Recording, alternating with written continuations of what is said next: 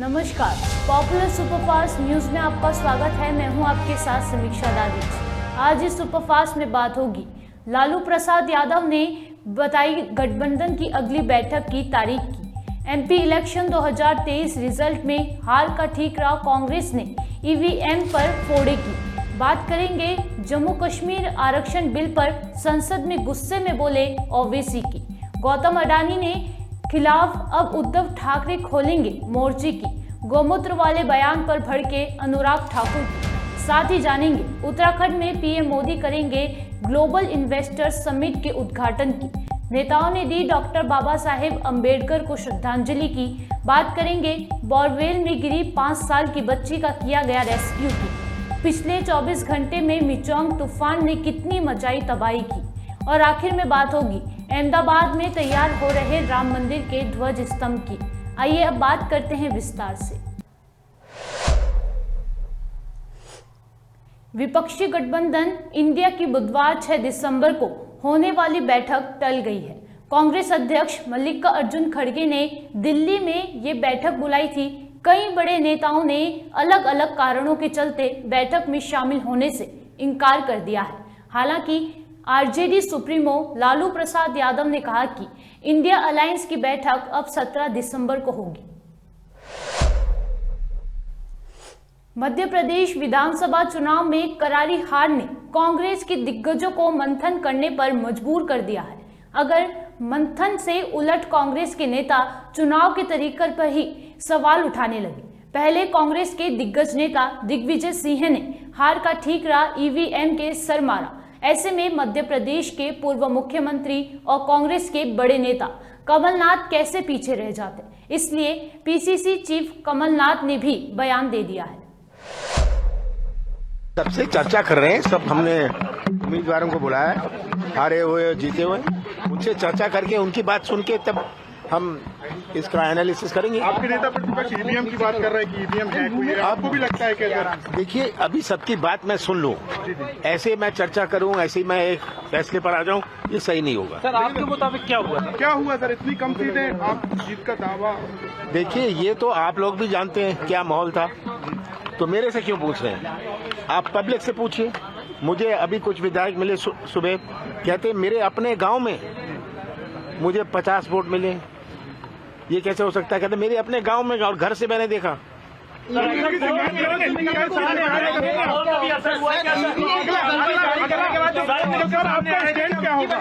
Sir exit poll जिस तरीके से सामने आया, क्या आपको लगता है एग्जिट पोल एक बुरा है? कारण कई कांग्रेसी लोग बोल रहे हैं एग्जिट पोल तो माहौल बनाने के लिए किया था जी, जिसको परिणाम पहले से पता था जी, उसने एग्जिट पोल का बनाया हुआ। जी जी सर, चूक कहा हुई है आगे मैं अभी सब संसद का शीतकालीन सत्र चल रहा है, जहां जम्मू कश्मीर को लेकर जम्मू कश्मीर रिजर्वेशन और रीऑर्गेनाइजेशन अमेंडमेंट बिल को लेकर जबरदस्त बहस चल रही है। इस बीच संसद में एआईएम चीफ असदुद्दीन ओवैसी ने बिल पर कई सवाल उठाए हैं। देखिए असदुद्दीन ओवैसी का संसद में जम्मू कश्मीर अमेंडमेंट बिल पर चर्चा के दौरान क्या कहा। शुक्रिया मोहतरम चेयरमैन साहब, आपने मुझे बोलने का मौका दिया। मैं Jammu Kashmir reservation amendment bill और Jammu Kashmir reorganisation amendment bill की मुखालिफत में खड़ा हूं सर। ये दोनों बिल हमारे आइन के खिलाफ हैं और दूसरा जो बिल है sir Jammu Kashmir reorganisation amendment bill, ये ना सिर्फ हमारे आइन के खिलाफ है बल्कि रिप्रेजेंटेशन ऑफ पीपल एक्ट 1952 के भी खिलाफ है सर। यहाँ पर क्योंकि वक्त बहुत कम है, मैं इस कम वक्त में इस ऐवान के सामने इस बात को रखना जरूरी समझता हूं कि जिसमें कहा गया कि डिस्प्लेस पर्सन का जो डेफिनेशन दिया गया है, इसमें मैं हुकूमत से जानना चाहता हूं कि क्या यह बात सच नहीं है कि 1989 में कारन में, करना में, पूंछ में, रजौरी में जब फौज हमारी वहां पर गई थी तो 28 गांव के लोग हमारी वतन अजीज की सरजमीन छोड़कर पड़ोसी मुल्क में चले गए और आज तक 2001 का सेंसस, 2011 का सेंसस ये कहता है कि अनइनहैबिटेटेड गांव है। क्यों नहीं हम उनके लिए प्रोविजन रख रहे हैं? और इसके रखना जरूरी है। और जितने वहां पर गए हैं ये मुजफ्फराबाद में रहते हैं, 40,000 के करीब, जिसमें सिर्फ 3% कश्मीरी हैं, बाकी सब गुज्जर और पहाड़ी हैं। इन्होंने हमारी फौज को जमीन दी और आप उनको भूल रहे हैं और सिर्फ उन्हीं लोगों के लिए प्रोविजन रख रहे हैं जो इनको आप नजरअंदाज कर रहे हैं। दूसरी बात यह है सर कि आप नॉमिनेशन करेंगे, नामजद करेंगे, कौन नामजद करेगा? एक अवाम की मुंतखबशुदा हुकूमत की सिफारिश पर एलजी नॉमिनेट करेगा, नामजद करेगा, या फिर दिल्ली से नामजद करेंगे? तो आप यहां से कंट्रोल कर रहे हैं, ये तो आइन के खिलाफ है। आप तो जमहूरियत को सबवर्ट कर रहे हैं, अवाम का जो मैंडेट है, फैसला सबवर्ट करने की कोशिश कर रहे हैं। और तीसरी बात सर, मैं ये जानना चाह रहा हूं कि आखिर क्या वजह है कि आप ये रिजर्वेशन क्यों करना चाह रहे हैं कश्मीरी पंडित के लिए? नाम तो लीजिए कश्मीरी पंडित का आप।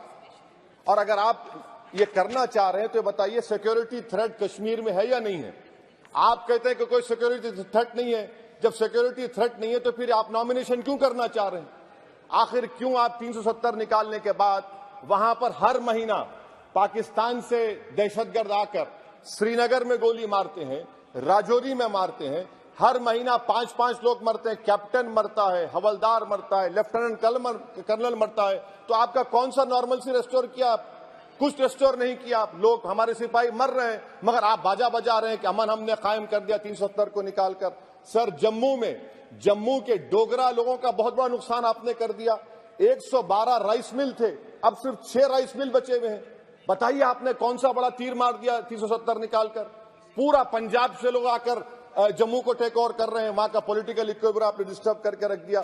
चेंबर ऑफ कॉमर्स के रोज लोग रहे, सेक्रेटेरिएट आप मुंतकिल करते थे अभी विंटर में, पूरा जम्मू की इंडस्ट्री को आपने बर्बाद कर दिया, पूरे होटल खाली हैं।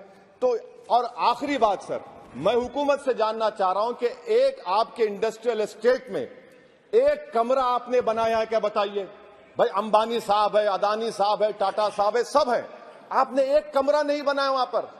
एमओयूज तो करोड़ों रुपया के हो गए, आपने ख्वाब तो इतने दिखाए, मगर वो बेचारे वो ख्वाब तो पूरे नहीं होते कश्मीर के लोगों के लिए। जम्मू में करके दिखाइए, श्रीनगर तो दूर की बात है सर। और आखिर में मैं हुकूमत से जानना चाहता हूं कि इलेक्शन कब करवाएंगे? 24 का इलेक्शन तो आप करवा लेंगे, आपने जेरीमैंडरिंग करके आपने कॉन्स्टिट्यूंसीज बना दिए वहां पर, मगर अब भी आपको डर हो रहा है। आप जम्मू में नहीं जीत पाएंगे, बता रहा हूं आपको। वैली तो दूर की बात है, वैली तो मुझे यकीन है कि नेशनल कॉन्फ्रेंस और सब लोग निकाल लेंगे, जम्मू भी लूज करेंगे आप। अरे हाँ, आपकी हमारी डील नहीं हुई है, बोल देंगे डील हो गई। हमारा हाल तो लैला का हो चुका है। हम नहीं गए सर, हम नहीं गए भी तो आप लोग मध्य प्रदेश जीत गए। कैसा जीतिए मेरे बगैर आप मध्य प्रदेश? सर मैं कंक्लूड कर रहा हूं, मैं कंक्लूड कर रहा हूं सर, मैं कंक्लूड कर रहा सर। ये खामखा निशिकांत को आदत है छेड़खानी करने की, अब जवाब मिल गया उनको। तो सर मैं हुकूमत से जानना चाह रहा हूं कि आप असेंबली के इंतखाबात कब करवाएंगे और आप क्यों लद्दाख में उनको सेफ्टी दे रहे हैं? आपने 370 निकाला क्यों? लद्दाख का इलेक्शन तो आप हार चुके हैं वहां पर लोकल बॉडी का। तो फौरन आप इंतखाबात करवाइए ताकि वहां पर जमहूरियत बहाल हो सके। कब तक दिल्ली से हुकूमत करेंगे? इसीलिए मैं दोनों बिल की मुखालिफत करता हूं। शुक्रिया सर। महाराष्ट्र के पूर्व मुख्यमंत्री और शिवसेना यूबीटी के अध्यक्ष उद्धव ठाकरे 16 दिसंबर को धारावी से मुंबई में अडानी समूह के ऑफिस तक मार्च करेंगे। ठाकरे ने मंगलवार को इसकी जानकारी दी। वह धारावी पुनर्विकास परियोजना और बिजली दरों में बढ़ोतरी के विरोध ये मोर्चा करेंगे। उद्धव ठाकरे ने आरोप लगाया कि राज्य सरकार ने धारावी पुनर्विकास परियोजना का ठेका देकर व्यापारिक समूह का पक्ष लिया है। वहीं हम आपको बता दें, जुलाई में महाराष्ट्र सरकार ने औपचारिक रूप से 239 हेक्टेयर धारावी पुनर्विकास परियोजना को अडानी समूह की फर्म को सौंप दिया था। लोकसभा में जम्मू कश्मीर से जुड़े 2 बिलों पर चर्चा के दौरान धर्मपुरी से डीएमके सांसद डीएनवी सेंथिल के बयान पर बवाल हो गया है। उन्होंने कहा कि इस देश के लोगों को सोचना चाहिए कि बीजेपी की ताकत सिर्फ हिंदी हार्टलैंड राज्यों में चुनाव जीतने की है, जिसे हम सामान्य तौर पर गोमूत्र राज्य कहते हैं। अनुराग ठाकुर ने आज प्रेस कॉन्फ्रेंस कर डीएनवी सेंथिल कुमार के बयान पर कड़ी नाराजगी जताई। देखें अनुराग ठाकुर ने क्या कुछ कहा। ईवीएम पर तो ठीकरा फोड़ते ही हैं, अब कारण उससे भी आगे बढ़ने शुरू हो गए हैं। इनकी सोच हिंदी को और सनातन धर्म को नीचा दिखाने की है। ऐसी क्या मजबूरी है जो राहुल गांधी सोनिया गांधी जी की चुप्पी जरूरी है? ऐसी क्या मजबूरी है कि देश को बांटना जरूरी है? इनकी सोच अब स्पष्ट नजर आती है। ईवीएम पर तो ठीकरा फोड़ते ही हैं, अब कारण उससे भी आगे बढ़ने शुरू हो गए हैं। भारत की संस्कृति, भारत की अस्मिता, भारत की पहचान को मिटाने का एक सुनियोजित षड्यंत्र रचा जा रहा है और ये सुनियोजित सुविचारित योजना का एक हिस्सा है। अगर आप देखेंगे, इसकी शुरुआत अमेठी की हार से ही हो गई थी और श्रीमान राहुल गांधी जी की अमेठी की हार के बाद उनका वो बयान जब दक्षिण भारत में जाकर वायनाड से उन्होंने दिया और नीचा दिखाने का काम उत्तर भारतीयों को करने का, उनके शब्द वो याद करवाते हैं कि कितनी घृणा भरी होगी और कैसे देश को अलग अलग टुकड़ों में देखने की उनकी सोच होगी। तभी तो टुकड़े टुकड़े गैंग के साथ मध्य रात्रि में भी जाकर खड़े हो गए थे। हमने तब भी कहा था कि कुछ लोग टुकड़े टुकड़े गैंग के साथ खड़े हैं, वो भारत के किस टुकड़े पर राज करना चाहते हैं, लेकिन हम वो हैं जो भारत के टुकड़े नहीं होने देंगे, भारत को एकजुट रखेंगे। आप उस बयान के बाद आज को भी देख लीजिए, ये स्पष्ट तौर पर नजर आता है कि इनकी सोच हिंदी को और सनातन धर्म को नीचा दिखाने की है। कांग्रेस के नेतृत्व वाला घमंडिया गठबंधन, इसका घमंड और अहंकार पराजय के बाद भी चूर चूर नहीं हुआ, बल्कि ये उत्तर भारत को, भारतीयों को और यहां तक कि सनातन धर्म को नीचा दिखाने में कोई कसर नहीं छोड़ रहे। मेरा सवाल तो ये भी है कि आखिरकार आपकी भारत जोड़ो यात्रा में जोड़ने का काम किया गया कि इसको टुकड़ों में बांटने की सोच आपने आगे बढ़ाई है। जिस व्यक्ति को आप तेलंगाना का मुख्यमंत्री बनाने की सोचते हैं, उनका बयान कि तेलंगाना के डीएनए बिहार के डीएनए से बेहतर है, ये राहुल गांधी की मुहर इस बयान पर लगी है क्या? सोनिया गांधी जी की मुहर लगी है क्या? दूसरा, तमिलनाडु के मुख्यमंत्री का एक बार नहीं बार बार बयान आना, डीएमके के नेताओं के सनातन धर्म, हिंदुओं और हिंदी और उत्तर भारत के खिलाफ बयान आना, ये एक सोची समझी साजिश है, सुनियोजित रणनीति का हिस्सा है, जहां भारत और भारतीयों को नीचा दिखाने का कोई कसर कांग्रेस नहीं छोड़ रही। कभी ईवीएम को गाली दो, कभी इलेक्शन कमीशन को गाली दो, कभी हिंदी बोलने वालों को गाली दो। कांग्रेस, उनके सहयोगी लगातार देश की आस्था और संस्कृति का अपमान करती आ रही। मेरा सवाल श्रीमान राहुल गांधी और सोनिया गांधी जी से ये है कि ये देश को बांटने वाली सोच आखिरकार कांग्रेस क्यों ला रही? कभी आप जातिवाद फैलाते हो तो कभी क्षेत्रवाद फैलाते हो। जब जातिवाद पर आपको वोट ना मिले तो आप नॉर्थ और साउथ करना शुरू कर दो। आपके सांसद ट्वीट करें द साउथ, आपके होने वाले मुख्यमंत्री कहें कि तेलंगाना का डीएनए बिहार के डीएनए से अच्छा। आप उत्तर प्रदेश के लोगों पर बार बार प्रहार करें, आपके सहयोगी दल उत्तर भारतीयों पर टिप्पणी करें और आपके होंठ सिले रहें। ऐसी क्या मजबूरी है जो राहुल गांधी सोनिया गांधी जी की चुप्पी जरूरी है? क्यों नहीं बोल रहे? क्या सूंघ गया है? क्यों होंठ सिल गए हैं? क्या ये षड्यंत्र कांग्रेस के मुख्यालय पर लड़ा गया या इनकी जो गठबंधन की बैठक होनी थी इंडी अलायंस की, जो गठबंधन गठबंधन है, मैं उनसे पूछना चाहता हूं, ये अशोभनीय अपमानजनक टिप्पणियां जो कांग्रेस के सहयोगी दल कर रहे हैं उस पर पूरी कांग्रेस पार्टी चुप क्यों है? मेरा सवाल बहुत गंभीर भी है और मैं चाहता हूं राहुल जी और सोनिया जी इस पर अपना जवाब दें और देश को बताएं कि ऐसी क्या मजबूरी है कि देश को बांटना जरूरी है, ऐसी क्या मजबूरी है कि सनातन धर्म का अपमान करना जरूरी है, ऐसी क्या मजबूरी है कि संविधान की धज्जियां उड़ानी जरूरी है, ऐसी क्या मजबूरी है कि ईवीएम पर ठीकरा फोड़ना जरूरी है, ऐसी क्या मजबूरी है राहुल गांधी जी कि दक्षिण में अगर कहीं पर मान लीजिए केरल को जीते हो तो क्या कहते वहां पर, क्या शरिया कानून लागू है? अगर ऐसा कोई कहता तो उनका क्या बयान होता? ये सवाल बार बार सामने आते हैं और मैं यही कहूंगा हम तो सबका साथ सबका विकास लेकर चले और सबको साथ लेकर चले। दूसरी ओर कांग्रेस जातिवाद और क्षेत्रवाद इसी मुद्दे को लेकर चली है और इस पर उनको जवाब देना ही होगा। ये भारत की संस्कृति और भारत के सनातन धर्म और हिंदुओं के प्रति घृणा कांग्रेस की। देहरादून में 8 दिसंबर से 2 दिवसीय वैश्विक निवेशक सम्मेलन होने जा रहा है, जिसका उद्घाटन प्रधानमंत्री नरेंद्र मोदी करेंगे। उत्तराखंड के डीजीपी अभिनव कुमार ने इस संबंध में जानकारी दी है।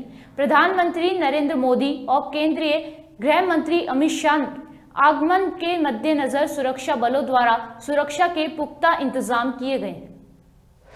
विकास के लिए एक ग्लोबल इन्वेस्टर समिट का आयोजन किया है और कई महीनों से इसकी बड़ी व्यापक तैयारी भारत लेवल पर तैयारी चल रही थी और इसका जो फाइनल इवेंट है वो 8 और 9 दिसंबर को देहरादून में FRI के ग्राउंड्स में होना है, जिसमें देश विदेश से हजारों की संख्या में बड़े इन्वेस्टर्स और उद्योगपति वगैरह आएंगे और तमाम सिविल सोसाइटी के और दिल्ली से और सब जगह से देश के कोने कोने से भी बड़े इंपॉर्टेंट लोग आएंगे। और इसके इनॉग्रेशन में ऑनरेबल प्राइम मिनिस्टर खुद आ रहे हैं और उसके अगले दिन समापन के समारोह में ऑनरेबल यूनियन होम मिनिस्टर साहब खुद आ रहे हैं। इस लेवल का इसमें पार्टिसिपेशन है और इंटरेस्ट है और जो दोनों ऑनरेबल VVIPs हैं उनका सिक्योरिटी थ्रेट है, उसको देखते हुए हमने बड़े व्यापक प्रबंध किए हैं सिक्योरिटी के लिए। एक DIG की कमान में लगभग 600 पुलिसकर्मी हर रैंक के टोटल मिला के इस ड्यूटी के लिए डिप्लॉयड होंगे। ऑलरेडी FRI में हमने सुरक्षा के दृष्टि से ड्यूटियां तैनात कर दी हैं। आज उसके बारे में इस विजिट के लेके बाकी सारी एजेंसीज के साथ हमने बैठक भी की है। ACS होम की अध्यक्षता में वहां जो कार्यक्रम स्थल है वहां पर भी एक बैठक हुई जिसमें मैंने खुद भी हिस्सा लिया था। तो ओवरऑल हमारी तरफ से उत्तराखंड पुलिस की ओर से इस महत्वपूर्ण इवेंट के लिए सारी तैयारियां की जा चुकी हैं। आज भारत के संविधान लिखने वाले डॉक्टर भीमराव अंबेडकर की पुण्यतिथि है। इस अवसर पर राष्ट्रपति द्रौपदी मुर्मू, उपराष्ट्रपति जगदीप धनखड़, प्रधानमंत्री नरेंद्र मोदी, लोकसभा अध्यक्ष ओम बिरला और सांसदों ने बाबा साहेब भीमराव अंबेडकर को उनकी पुण्यतिथि पर श्रद्धांजलि अर्पित की। मध्य प्रदेश के राजगढ़ में बोरवेल में गिरी 5 साल की बच्ची को करीब 10 घंटे तक चले रेस्क्यू ऑपरेशन के बाद देर रात सुरक्षित निकाल लिया गया। NDRF और SDRF ने जिला प्रशासन के साथ मिलकर रेस्क्यू ऑपरेशन को अंजाम दिया। बंगाल की खाड़ी से उठे चक्रवाती तूफान मिचोंग ने मंगलवार को तमिलनाडु में जमकर तबाही मचाई। कई इलाके जलमग्न हो गए तो वहीं चेन्नई में इस तूफान तबाही वाले तूफान ने 17 लोगों की जान ले ली।